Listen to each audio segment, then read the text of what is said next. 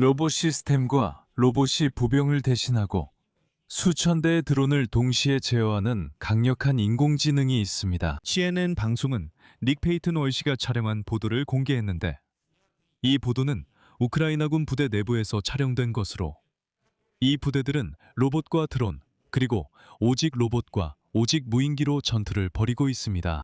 그리고 이 보도는 이미 러시아에서 공황 상태를 불러일으켰습니다. 다른 분야에서도 기술적 도약이 일어나고 있습니다.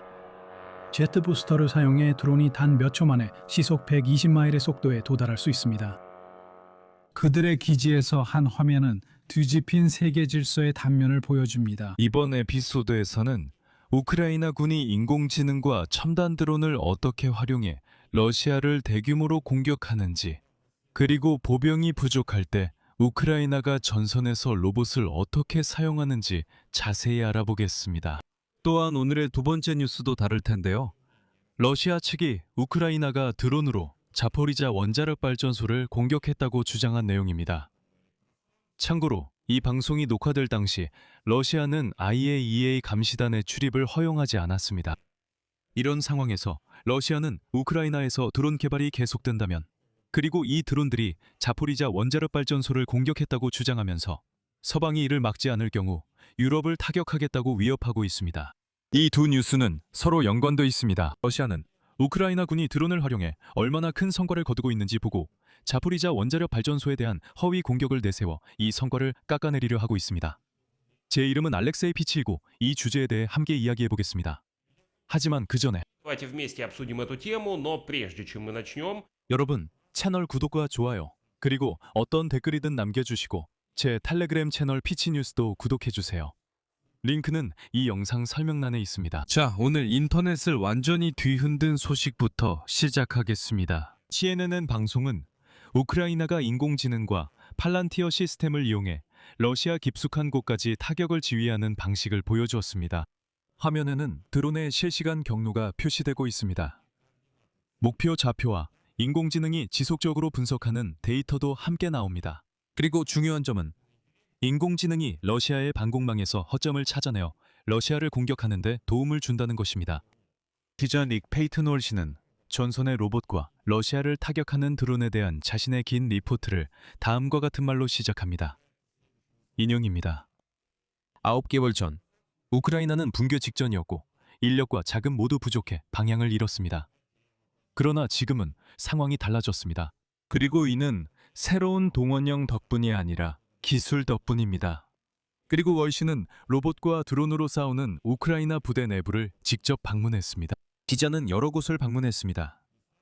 전선에서는 카트로봇이라고 불리는 로봇들이 병사들 대신 탄약을 운반하고 있었습니다. 그리고 원거리 타격 지휘센터에서는 아브디유카와 바흐무트의 참전 용사들이 이제 게이머용 의자에 앉아 있습니다. 또한 목표 지점에서 수백 킬로미터 떨어진 곳에서 타격을 조종 중입니다. 그리고 그들은 이처럼 그들은 무기를 장전하기 위해 재빨리 다가오고 5개의 권총 조각과 권총들이 조용한 농장 정원에서 천천히 움직이기 시작합니다. 전선까지 10시간 걸리는 이동을 위해서입니다. 수십 명이 필요하고 엄청난 위험이 따르는 일입니다. 이제 최전방 진지에 탄약을 보급하는 작업이 자동화될 것입니다. 지금쯤이면 아마도 그렇겠죠? 여기서 원격 조종이 시작됩니다. 이것은 유난히 긴급한 화물입니다. 군대가 몇 달째 움직이지 못하고 있습니다. 지금 우리는 동부의 러시아 최전선 진지 3곳을 6대 대형 공격 로봇이 야간에 공격하는 새롭고도 드문 작전 현장에 와 있습니다.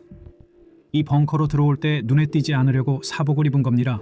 자리바꿈하듯 하늘에 있는 드론이 지상에 있는 로봇을 안내하는 데 도움을 주고 있습니다. 또 다른 분야에서는 또 다른 기술적 도약이 이루어지고 있습니다. 제트 부스터를 사용해 드론이 단 몇 초 만에 시속 120마일의 속도에 도달할 수 있습니다. 그들의 기지에서는 한 화면이 뒤집힌 세계 질서의 단면을 보여줍니다. 우크라이나 드론 수십 대가 러시아 내에서 활동 중입니다. 코드와 좌표, 목표물이 인공지능으로 구동돼 화면에 눈으로 읽기 힘들 만큼 빠르게 떠오르고 있습니다. 러시아는 종종 세계 3위의 군사 강국으로 여겨지지만 노트북 몇 대 농락당하고 있습니다. 이것이 우리의 가장 큰 이점이며 러시아가 이 프로그램을 파괴하기 힘든 이유입니다. 우리는 흩어져 있고 중앙 거점이 없으며 수십 곳을 사용하기 때문입니다. 또한 이 소프트웨어는 우리가 수천 대의 무인 차량을 운용할 수 있게 해줍니다. 루티 드론은 1200마일 이상 대형 탑재물을 운반할 수 있습니다. 저는 그것을 상상조차 하지 못했지만 만약 그때 이런 장비가 있었다면 더 많은 전우들이 살아남았을 거라는 걸 이해합니다. 이어서 보도에서는 우크라이나 국방부 정보총국 지휘소에서 이미 잘 알려진 프리즈마 시스템이 어떻게 작동하는지 보여주고 설명합니다. 이것은 미국 회사 팔란티어와 공동으로 개발된 소프트웨어 인터페이스입니다. 화면에는 드론의 경로가 실시간으로 표시되고 목표물의 좌표와 수십, 심지어 수백 개의 드론에서 동시에 들어오는 데이터 스트림이 나타납니다. 즉, 지금 이 순간에도 전선에서든 공격 중이든 러시아 영토를 정찰하든 모든 드론들이 작동하고 있다는 뜻입니다. 이 드론들은 곧바로 신호를 통합 시스템에 전달하고 이 시스템은 러시아 방어의 모든 허점을 기록하는 진정한 생태계를 형성합니다. 그리고 바로 인공지능이 드론이 어떤 방어도 우회해서 러시아 목표물을 공격할 수 있도록 도와줍니다. 그리고 군인들이 말하길 이 시스템의 핵심 원리는 다음과 같습니다. 인공지능이 러시아 방공 장비가 드론을 격추시키는 지점을 분석하고 생긴 틈을 통해 새로운 경로를 개척한다는 것입니다. 매번 공격이 이루어질 때마다 알고리즘은 학습을 하며 러시아 방공 시스템의 이동 논리를 이해하기 시작합니다. 그래서 다음 드론의 경로는 이전보다 더 정확해집니다.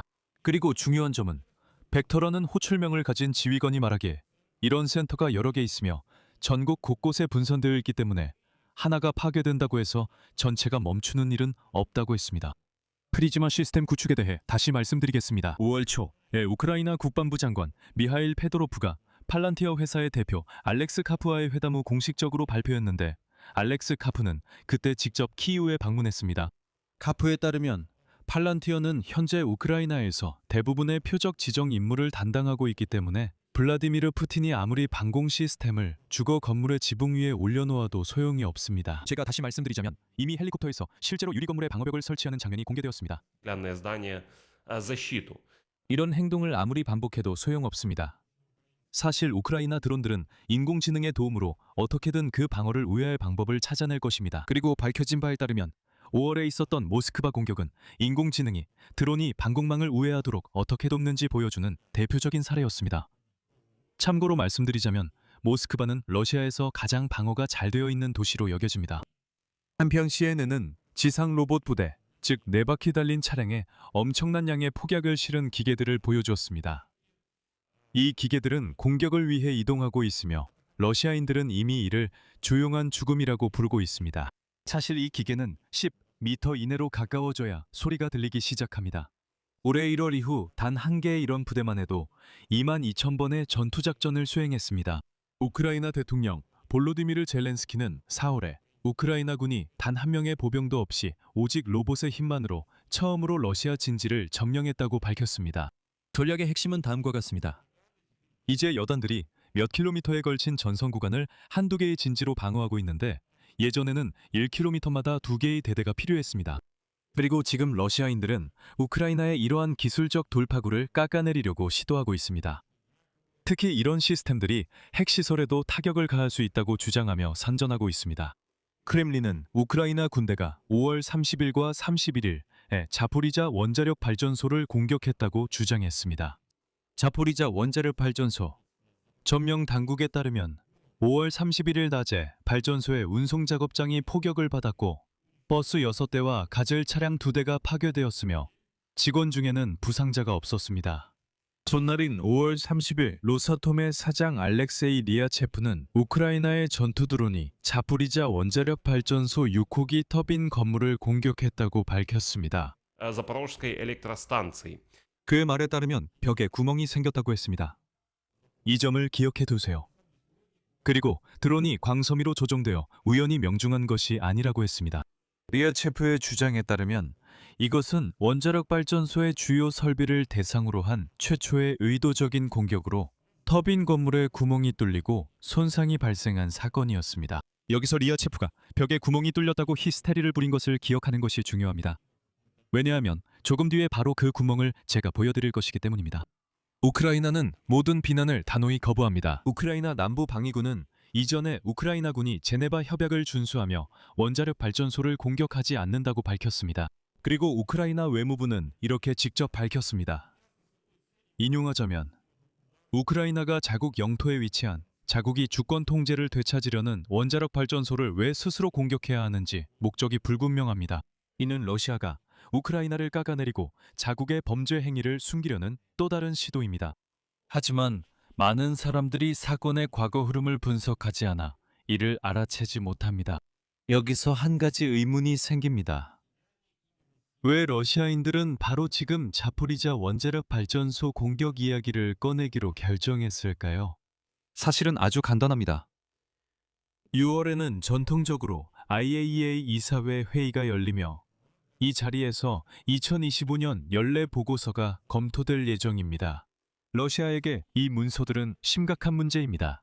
사실 IAEA는 벌써 4년째 자포리자 원자력 발전소에 대한 러시아의 어떠한 주장도 인정하지 않고 있으며 해당 발전소를 불법 점령하에 있는 우크라이나 시설로 계속 간주하고 있습니다. 그리고 매년 IAEA 이사회 회의가 열리기 전마다 러시아는 자포리자 원자력 발전소를 둘러싼 새로운 정부 주장 물결을 일으킵니다.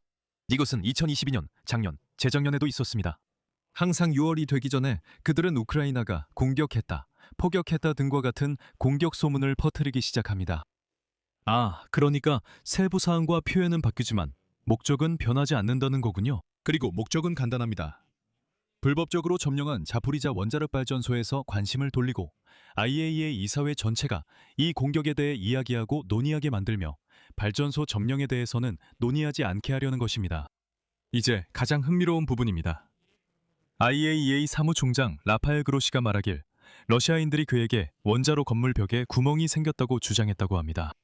하지만 IAEA 조사단이 손상된 시설에 대한 접근을 요청했을 때 러시아인들은 얼버무리기 시작했고 오랫동안 접근을 허용하지 않았습니다. 위험한 공격이 있었다면 당연히 즉시 IAEA에 보여주고 그들이 이를 기록하게 하고 전 세계가 알게 해야 할 텐데 말이죠. 상상해보세요. 우크라이나군이 원자로를 뚫었다면 전 세계가 충격에 빠졌을 겁니다.